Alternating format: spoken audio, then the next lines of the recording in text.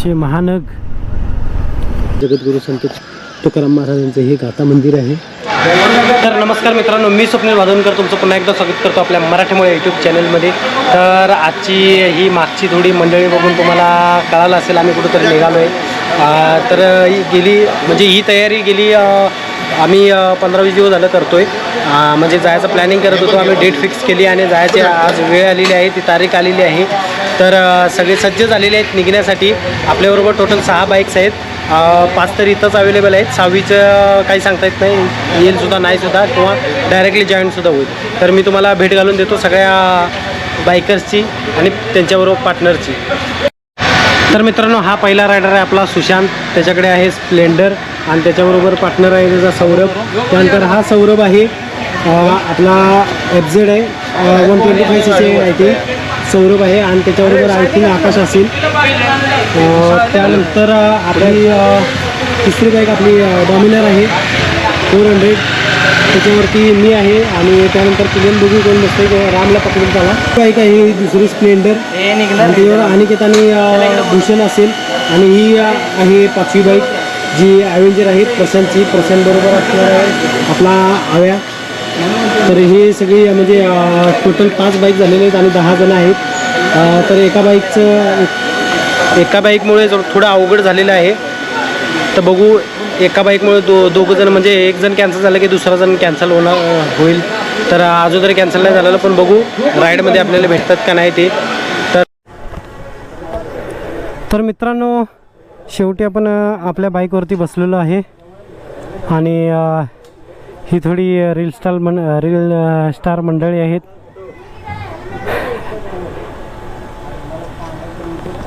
जी videos बनवत आहेत।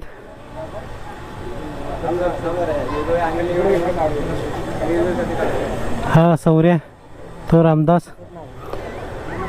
Properly आपल्याकडे म्हणजे सिंगलच हेल्मेट आहेत, हेल्मेट डबल नाही आहेत। आता मला थोडा डाऊट आहे, मागच्या टायरमध्ये हवा नाही त्यामुळे। तर मित्रांनो, मी आहे सध्या वाशीच्या ब्रिजवरती आणि मी निघालेलो आहे। तर फर्स्ट टाईमच सॅडल बॅग वगैरे लावून मी बाईकवरती निघालो आहे आणि मी सध्या सिंगलच आहे, माझ्याकडे पार्टनर नाही आहे। तर ते पार्टनरचा काय लफडा आहे ते मला पण आयडिया नाही आहे। माझा पार्टनर प्रशांतची बाईक ड्राईव्ह करतो आहे, म्हणजे माझा भाऊ लहान। थोडं राईट साईडला मला खेचल्यासारखी वाटते, वबलिंग होते थोडी गाडी, कारण वजन पूर्ण मागेच झालेलं आहे त्यामुळे।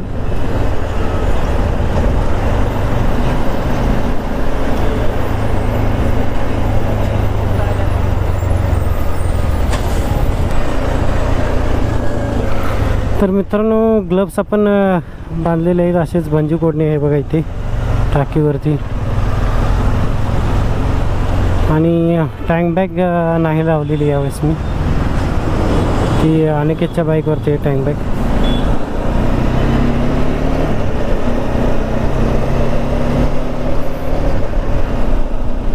सगळी मंडळी मागून तर आलेलीच आहेतच।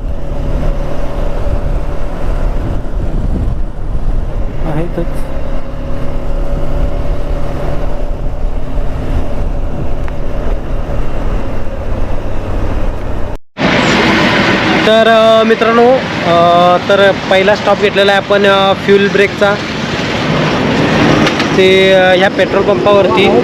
आणि आपल्या प्रसादला हवा भरायची आहे, पण हवा भरणारे नाही आहेत पेट्रोल पंपावर। सहसा हवा भरणारे एअर फ्यूल हे ठेवलंच पाहिजे कधीही असो।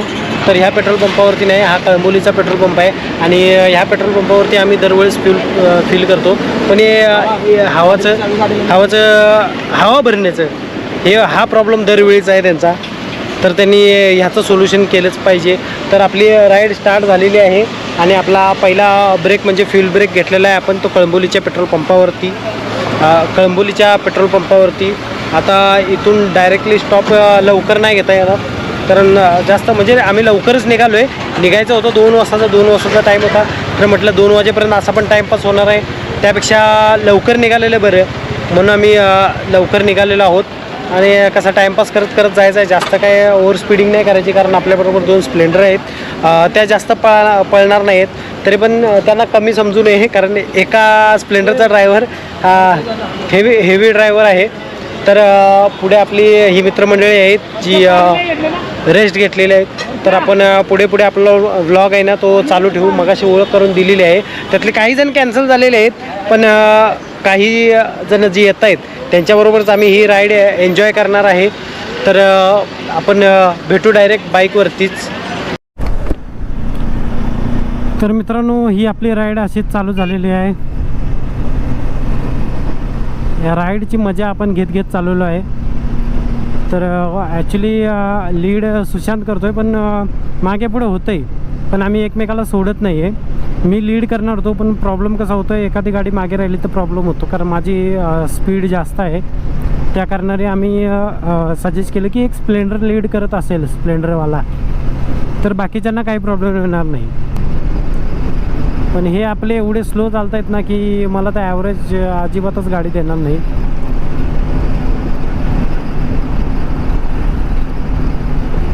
त्यामुळे मी आधीमध्ये असं चालू आहे.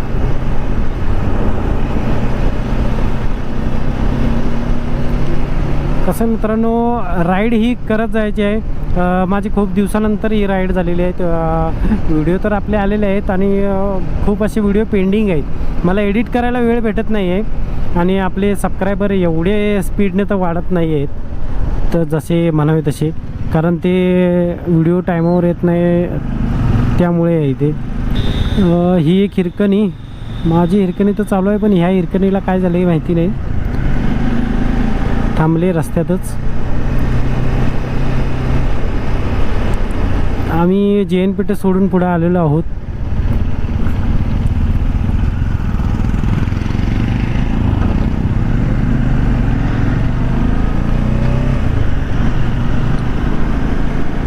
तर JNPT सोडून पुढे आलेलो आहे. तर ॲक्च्युली आमचा रायगडचा प्लॅन होता तो 6 जूनचा होता, पण काही कारणास्तव आम्हाला आमचा तो प्लॅन सक्सेसफुल नाही झाला.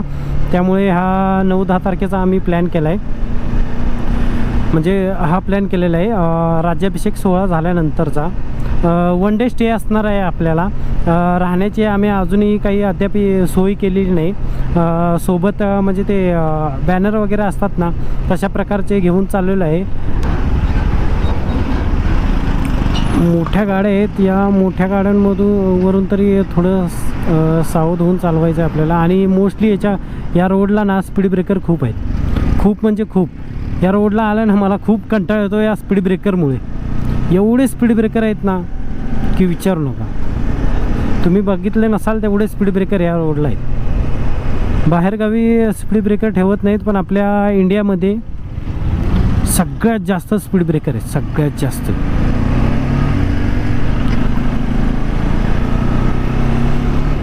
आता हे ओलं झालेलं तुम्हाला दिसतंय का नाही मला ह्याचा अंदाज नाही, पण ह्याच्यावरून तरी कळत असेल की नुकताच पाऊस पडून गेलेला आहे.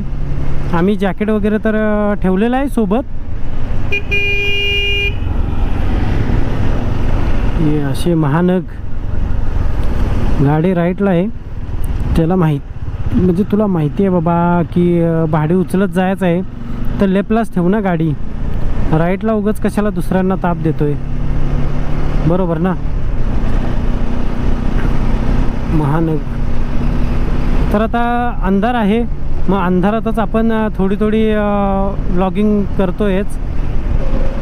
तुम्हाला एवढं दिसत नसेलच माझ्या अनुभवावरून तरी. ही व्हाईट लाईट मला तर अजिबातच दिसत नाही, काय प्रॉब्लेम आहे काय माहिती. ती वरती गेली का काय माहिती.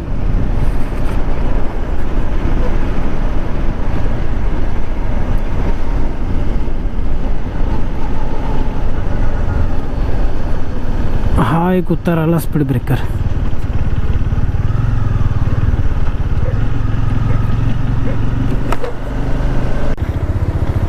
तर मित्रांनो, फायनली आपण तुकाराम महाराजांच्या समाधीजवळ पोचतोयच. 1 किलोमीटर अंतरावर राहिले.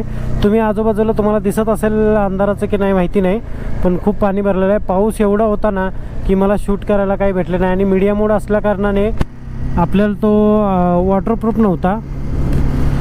मीडिया मोड वॉटरप्रूफ नसल्यामुळे आपल्याला जास्त काही शूट करायला जमत नव्हतं. पण मी आता शूट करतो आहे. काही क्षणातच आम्ही पोचतो आहे तुकाराम महाराजांच्या समाधीस्थळावरती. बाकीची मंडळी तर गेलेली आहेत. वायझरमध्ये थोडं जास्तच घाण बसल्यामुळे मला काही सरळ दिसत नाही. मी वायझर ओपन ठेवतो आहे, पण त्यामुळे प्रॉब्लेम असा येणार आहे की तुम्हाला ऐकायला येणार नाही आहे. पण नॉईज थोडा जास्त येईल.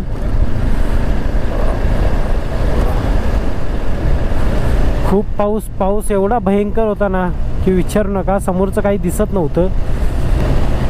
ही आपली राईड अशी सुरुवात राहू दे आपल्या राईडची. आणि संत श्री तुकाराम महाराजांच्या आम्ही आशीर्वादापासूनच ह्या राईडची म्हणजे सुरुवात तर झालेली आहे. पण प्रथम सुरुवात ही प्रथम दर्शन हे संत तुकाराम महाराजांचे समाधी स्थळाची घेणार आहोत आम्ही. जिथून त्यांनी वैकुंठ गमन केलं त्या ठिकाणाचं प्रथम आम्ही दर्शन घेऊन त्यांचे आशीर्वाद घेऊन आम्ही पुढे जाणार आहे.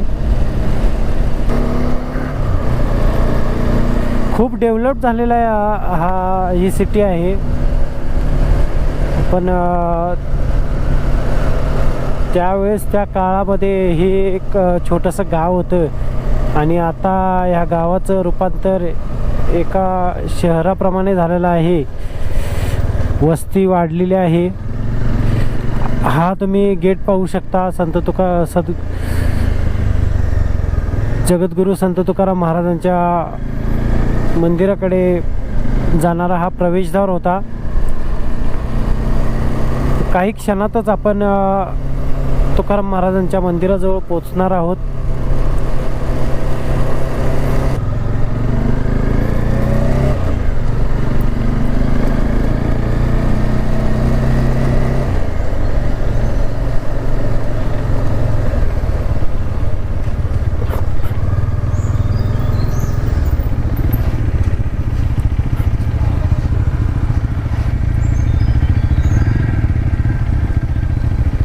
हे संस्थानाचे महाद्वार आहे, पण हे आपली मंडळी कुठे गेले तर माहिती नाही आहे.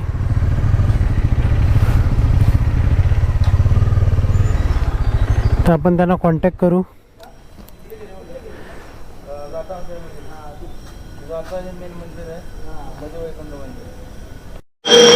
तर मित्रांनो, फायनली आपण पोचलेलो आहोत तुकाराम महाराजांच्या समाधीस्थळाजवळ.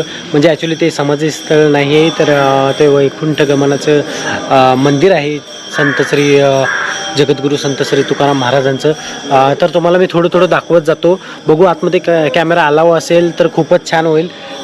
तर आपण पुढे बघत जाऊया की काय आहे, कसं मंदिर आहे. सध्या आम्ही मंदिराच्या आवारात आहोत आणि बाईक वगैरे आपल्या सगळ्या पार्क केलेल्या आहेत. शूज वगैरे इथंच ठेवलेत आम्ही आणि जॅकेट वगैरे तर इथंच ठेवले, तर रेनकोट वगैरे. तर चला आपण पुढे जाऊ. तर सुरुवातीलाच आपल्याला एक मोठी स्क्रीन दिसते, म्हणजे ती क्लिअरली दिसणार नाही. तर तिथे संत श्री तुकाराम महाराजांचे सकाळची जी पूजा चालू असते ती चालू आहे आणि इथे रात्रभर भजन असतं. हे महाद्वार आहे संत जगद्गुरू संत श्री तुकाराम महाराजांचे संस्थानाचे क्षेत्र देहू. आणि वरती एक मस्त असं संत तुकाराम महाराजांचं मंदिर आहे. इकडे चप्पल स्टँड वगैरे ठेवलेलं आहे खूप असं. आणि इथे सुरुवात ऐकू ना.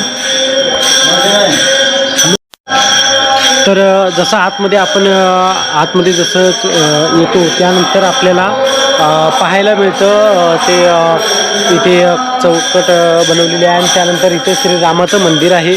त्याचबरोबर या साईडला माझ्या डाव्या साईडला गणेशाचं मंदिर आहे, तुम्ही बघू शकता. या साईडला श्री गणेशाचं मंदिर आहे.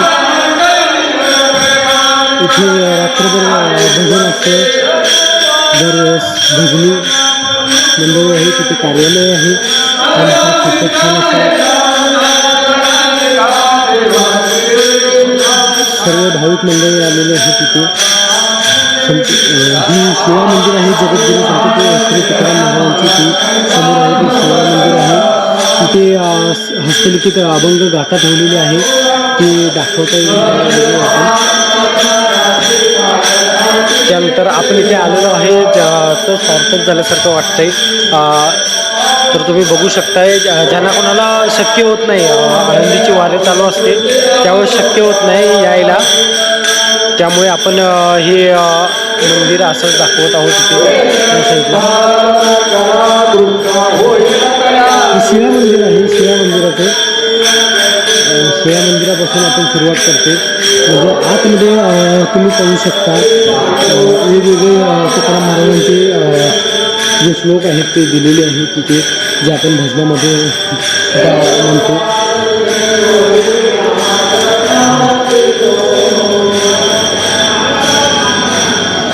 इथे यानंतर इथे हा बाहेर जाण्याचा मार्ग आहे, पण आपण इथून आतमध्ये आलो आहोत. तर या ठिकाणी हरेश्वराचं मंदिर आहे. ही मस्त अशी नंदीची मूर्ती आहे आणि त्याचबरोबर शिवलिंगसुद्धा आहे. तुम्हाला मी दाखवतो. ही शिवलिंग आहे. आपण इथून नंदीच्या पायाकडे बघू. आपण आतमध्ये चाललो आहोत. हे शिवलिंग आहे. त्या शिवलिंगाचं दर्शन घेऊन आपण इथे प्रस्थान करतो.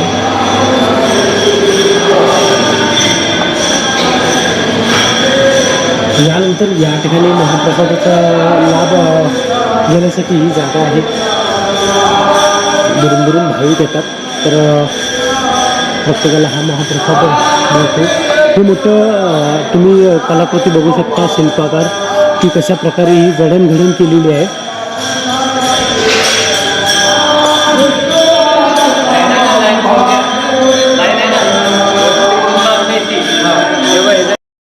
तर आपण आतमध्ये जाणार आहोत व्हिडिओ काढायला, आपण बाहेरच्या बाहेरच हे करणार आहोत.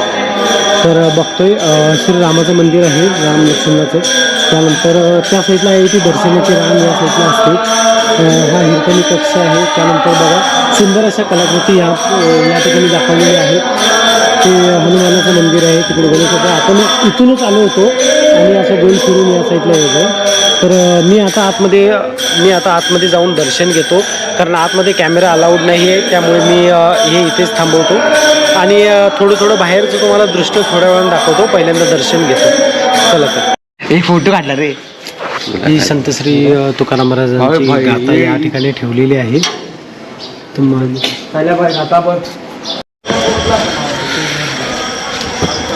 तर मित्रांनो, आपण निघालेलो आहोत इंद्रायणी नदीच्या काठी. या ठिकाणी जगद्गुरू संत श्री तुकाराम महाराजांनी आपली गाथा जी होती ती या इंद्रायणीमध्ये सोडून दिली होती. तर या ठिकाणी तुकाराम महाराजांचं तृतीय चिरंजीव नारायण महाराज यांची समाधी आहे.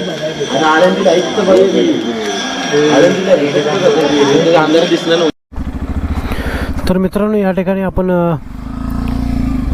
संत श्री तुकाराम महाराजांचं दर्शन घेऊन, मंदिराचं दर्शन घेऊन आता निघालो आहे.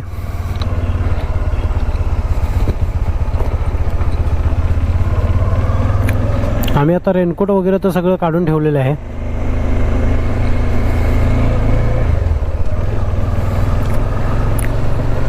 आणि आता निघालो आहोत दुसऱ्या मंदिराकडे.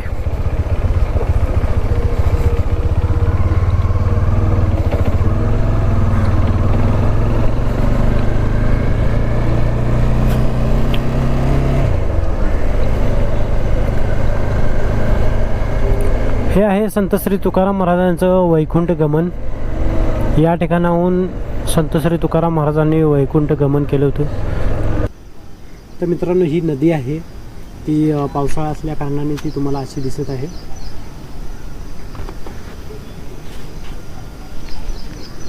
आणि हे मोठं गाथा मंदिर भव्य असं. तर मित्रांनो,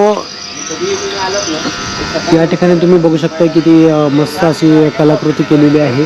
आणि हे भव्य असं गाथा मंदिर आहे संत श्री तुकाराम महाराजांचं. याच ठिकाणी संत श्री तुकाराम महाराजांच्या गाथा या इंद्रायणीमध्ये विसर्जित करण्यात आल्या होत्या, पण त्या श्री पांडुरंगाच्या कृपेने त्या परत आल्या. तर त्यानंतर हे संत श्री तुकाराम महाराजांच्या स्मरणार्थ म्हणजे त्या गाथा ज्या विसर्जित केल्या होत्या त्याच ठिकाणी इथे भव्य असं गाथा मंदिर बांधण्यात आलेलं आहे. तर चला तर आपण थोड्या वेळाने 6 वाजता ते मंदिर ओपन होणार आहे.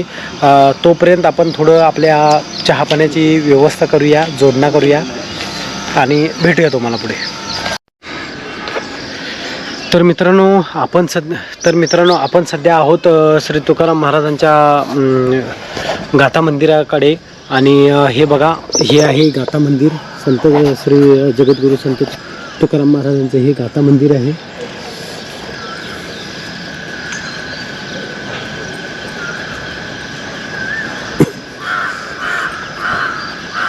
मस्त असा सुंदर देखावा आहे.